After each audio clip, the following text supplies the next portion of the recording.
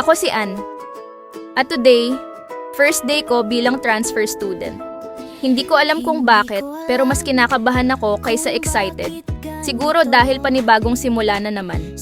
Minsan iniisip ko, gaano kaya katagal bago ako maging comfortable sa isang lugar. Yung tipong hindi mo na kailangan magpanggap na okay ka lagi. Tahimik lang naman akong tao. Mas gusto ko yung simpleng moments, tahimik na umaga, music habang naghahanda, at yung feeling na maayos lahat bago magsimula yung araw. Pero today feels different. Parang may mangyayaring bago. Nakakatakot, pero exciting din. Hopefully, maging maayos yung first day ko.